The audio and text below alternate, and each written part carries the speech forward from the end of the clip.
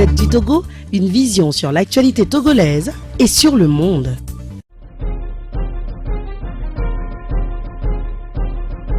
Merci beaucoup. Qu'est-ce que je dis dans ce bouquin, ce bon bouquin? Et c'est très important que j'en parle. Effectivement, le 8 août prochain, on va faire la dédicace de ce bouquin-là. Il s'agit de quoi réellement? Après notre formation et la certification que nous avions reçue, que nous sommes des experts en finances locales, finances locales ramasse beaucoup de thématiques. Par exemple, actuellement, là où nous sommes, le niveau actuel, nous ne sommes qu'au niveau de l'organisation territoriale et administrative d'un État. Nous ne sommes qu'à ce niveau. Et tout le monde crie décentralisation, ceci ou cela. Et l'organisation administrative territoriale d'un État, quel que soit l'État en question, que ce soit démocratie, que ce soit dictature, que ce soit monarchie, que ce soit oligarchie, que ce soit empire, que ce soit tout. Personne ne va préparer la pâte chez lui à la maison, demander d'après un parti politique avant de mettre la pâte dans la bouche.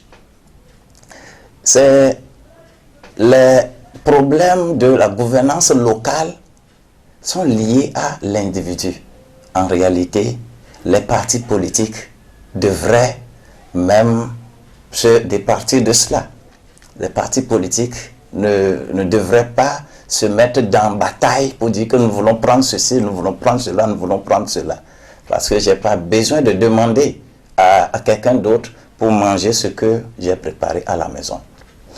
Donc, vu cette situation, nous avons été cooptés également pour réfléchir sur beaucoup de thématiques en la matière de finances locales.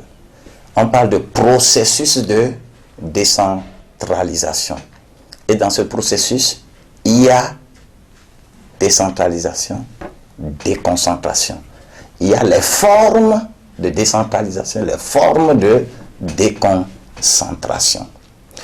La technicité, tout le monde l'a. Mais ce que j'ai remarqué et qui constitue le fondement réel de ce document, c'est que dans notre pays, nous avons le savoir. Les gens sont superbement intelligents. Les diplômés, des agrégés, ils sont techniques, ils sont très diplômés. D'accord. Les gens savent comment on parle d'un test, comment on fait les tests. Impeccable, nous sommes bien. Mais cela constitue ce que nous appelons le savoir et le savoir-faire. Nous les avons. Ce qui manque à nous, Togolais, c'est le savoir-être. Et ce savoir-être peut se discuter dans les contextes des mots que nous pouvons parler d'éthique, de morale, de déontologie, de droit, de tout un ensemble d'éléments qui peuvent expliquer et mettre les gens au pas pour qu'il y ait le savoir-être. Et c'est ce savoir-être-là qui est abordé dans ce document. Et ce savoir-être par rapport à tout ce que tous les acteurs de ce que nous appelons les acteurs de la gestion des collectivités locales. Sans oublier le processus même, comment ça se fait. Qui interviennent et quels sont les comportements appropriés et où et quand exercer ces comportements-là. C'est un peu ce que nous avons abordé dans ce document-là. Et qui est un document didactique qui permettra à ce que beaucoup de thématiques sont dedans, que ce soit les élus, que ce soit les administrateurs, que ce soit les comptables, que ce soit les contrôleurs, que ce soit la société civile, la notion de citoyenneté. C'est quoi la citoyenneté locale? Et qu'est-ce qu'il faut dans ce contenu de citoyenneté locale? C'est l'ensemble de ceci que nous avons abordé dans ce document, sans oublier la seconde partie qui est plus consacrée, la dernière partie qui est plus consacrée à la notion de corruption et comment cette notion se caractérise, comment ça se voit au sein d'une collectivité. Nous avons abordé tout ceci avec les sanctions qui peuvent advenir quand on affreint aux principes juridiques et éthiques en question. Voilà un peu parlé brièvement.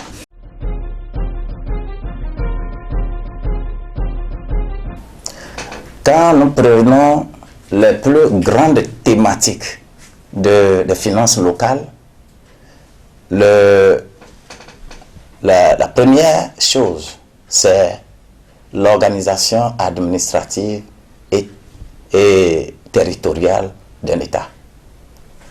Ça renferme beaucoup de choses. 2, il y a la gestion budgétaire des collectivités locales. C'est tout un tas de choses partant de la conception même du budget jusqu'à l'exécution et les comptes rendus à qui rendre compte. C'est encore une thématique. L'autre thématique, la fiscalité. Aujourd'hui, on parle de taxes d'habitation, chacun crie et parle par ici, par là. Nous reviendrons là-dessus. Oui, l'essentiel, nous avons également abordé cela dans le document. On parle de la gestion comptable. C'est encore une thématique. Nous l'avons abordé. Et tout ceci de façon succincte. Et on parle de la gestion des, comment les appelle-t-on, de la passation des marchés publics. Tous ces éléments, il faut un comportement approprié pour être à tel ou à tel poste. Quand je donne par exemple certains exemples, on dit qu'on cherche un très bon gardien de but et que quelqu'un aussi, quelqu'un qui est très net et qui vient, qui je veux être un bon gardien de but. Et en faisant, je ne pense pas qu'il est qualifié pour être un bon gardien de but. Donc, dans tout ce que nous venons de dérouler, il est évident que à chaque niveau, un comportement approprié est associé à cela. Sans cela, il y a des problèmes.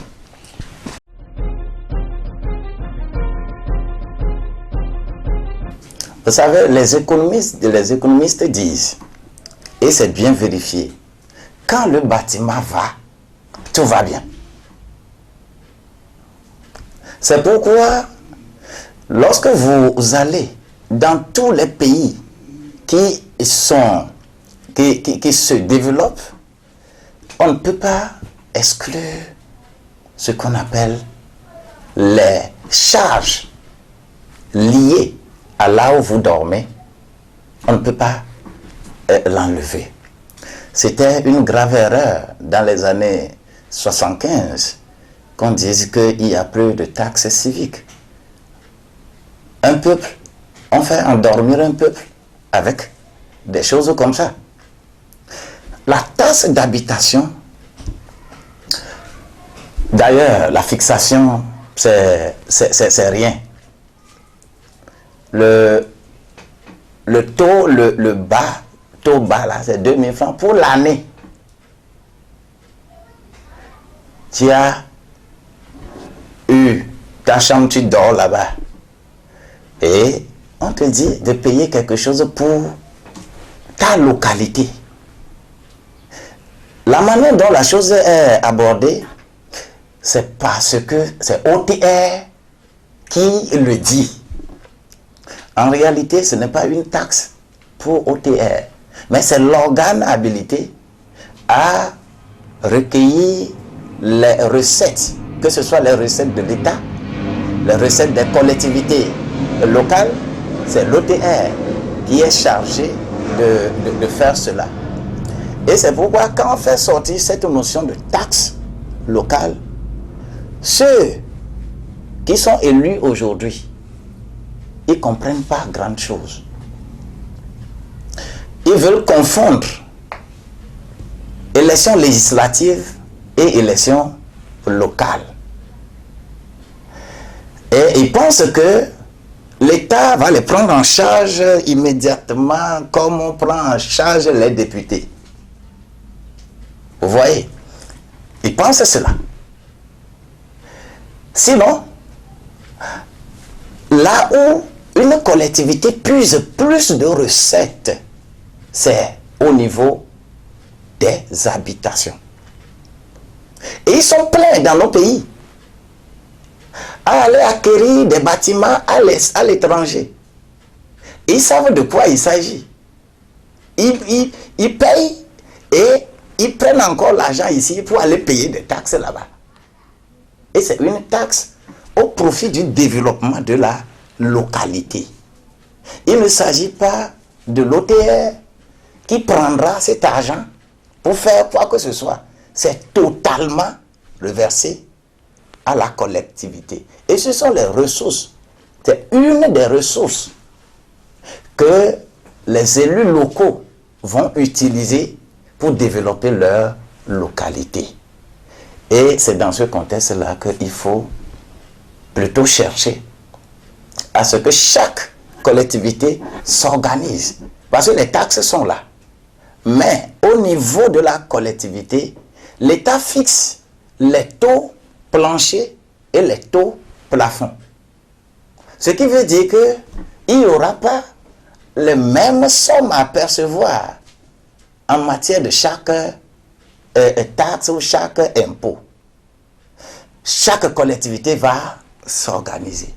Et tout ce que vous payez, vous, en tant que citoyen, vous avez votre droit de regard. Vous pouvez demander à tout moment, nous voulons des comptes. D'ailleurs, lorsque je prends la loi des finances 2014, dans son article 18, je pense, vous devez rendre compte aux citoyens. Et tout citoyen, à tout moment, peut se lever, aller vers la municipalité et demander ce que nous avons payé là, qu'est-ce que vous avez fait avec? Et tout le monde peut savoir comment ça s'utilise là-bas. Ce qui veut dire que ce n'est pas des montants, des sommes qu'on veut percevoir sur les gens et aller utiliser n'importe comment. C'est pour réparer votre propre maison. C'est pour mettre de l'ordre dans votre quartier, dans votre village. Faire développer votre village. Et ce sont des ressources, une des ressources qui sont disponibles que on peut collecter pour ces collectivités locales pour leur développement. C'est tout.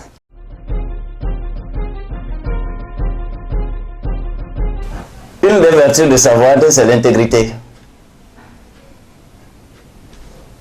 Quand vous passez, tout le monde, bon, c'est vous journalistes qui donnez des noms à chaque acteur de la vie politique. Et chaque acteur de la vie politique a un nom.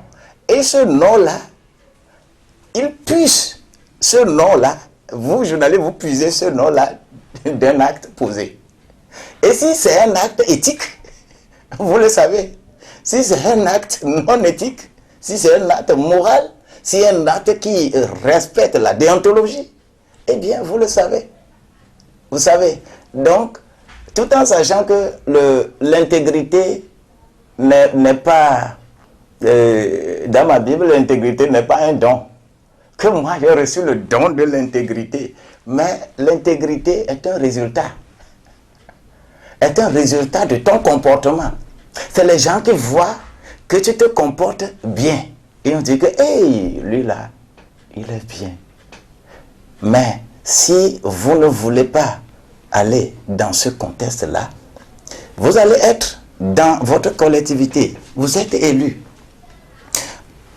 Un budget est voté dans la collectivité. Vous pouvez utiliser cet argent d'une autre manière. Vous pouvez tronquer les appels d'offres. Vous pouvez faire des copinages. Vous pouvez faire des acquaintances familiales. Vous voyez? Alors que ces comportements sont des comportements prohibés en matière de gestion collective. Donc, une forme d'intégrité est une valeur que nous allons qualifier de valeur éthique. Quand tu voles, tout le monde sait que tu as volé. Ou bien, c'est pas vous qui criez que tel a volé, on veut faire ce chemin, il y a ceci, on veut faire ceci. Tout ça là sont des valeurs que l'être humain en tant qu'individu a. Et il faut que nous passions par des moyens pour imposer de façon sociale un comportement aux acteurs de la gestion des collectivités locales que nous embrassons aujourd'hui.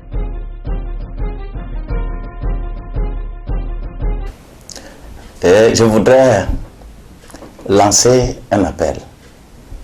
Effectivement, le 8 août prochain, ça va être jeudi, à l'ENA, à l'École nationale d'administration, parce que c'est un matériel didactique. Et c'est un matériel approuvé par l'ENA. Et ce matériel-là est très important. Donc le 8 août, à 10h30, nous allons passer à la dédicace de ce document. Mais je voudrais rappeler que ce n'est pas maintenant que c'est mis en vente. Depuis le 31 mai, le document est déjà en ligne. Parce que c'est publié aux éditions universitaires européennes. Ce n'est pas publié ici. C'est publié en France. Donc un document qui a de portée internationale et qu'on peut utiliser partout. Ce que je demande à chacun de nous, c'est de pouvoir arriver le 8 août à 10h30 à l'École nationale d'administration et pour apporter un regard critique. Le Togolais est très mesquin, est très, je ne sais pas, hypocrite. Même si tu fais, c'est bon. On dit, oui, c'est bon, c'est bon, c'est bon. Si c'est mauvais, on dit, oui, c'est bon, c'est bon. Non. Il faut venir jeter un regard critique sur ce document et qui permettra quand même à nous aussi de nous améliorer et d'améliorer pour développer d'autres thématiques aussi. C'est cela que je demande à ce public. Surtout, les responsables des associations, des ONG qui aspirent à participer à ce qu'on appelle le contrôle citoyen de l'action publique. C'est important. Venez. Et nous sommes là, disponibles à tout individu, toute association, toute ONG qui nous sollicite pour les mettre ses membres sur les pas afin de mieux s'organiser pour contrôler, pousser les élus locaux là à faire le travail. Nous sommes disponibles, sollicitez-nous, organisez-vous et nous aurons à venir intervenir pour vous mettre vraiment sur les pas. Je ne vais pas terminer ceci, sans parler des autres collègues, des experts en finances locales. Je ne suis pas seul. Je ne suis pas seul. Au Togo, c'est une trentaine que l'État a formé avec les partenaires et la coopération allemande, et on a trouvé que nous sommes qualifiés. Mais tous ces partenaires ou tous ces collègues sont là. Mais on n'écoute personne. Je les invite tous à aborder une véritable thématique de ce que nous appelons finance locale, pour ne pas importer notre décentralisation, pour ne pas importer notre finance locale. Chaque pays a son modèle de gestion des collectivités locales, pour que nous prenions en compte notre culture dans l'ajustement de tous les jours de notre vie pour être mieux performants. Que le Seigneur vous bénisse. Amen. Amen. Merci, Pasteur Larry. C'est à moi de vous remercier.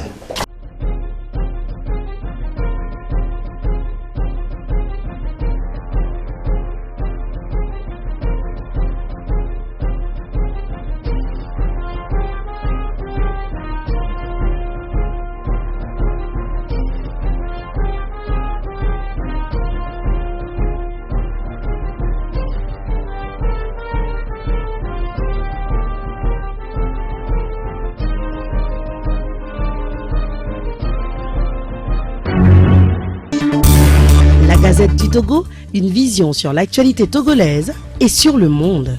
Rejoignez-nous sur le www.lagazettedutogo.com ou sur nos comptes Facebook, Twitter et YouTube. Pour tout contact, écrivez à contact@lagazettedutogo.com ou appelez le 92 80 88 53. La Gazette du Togo, c'est l'information en continu.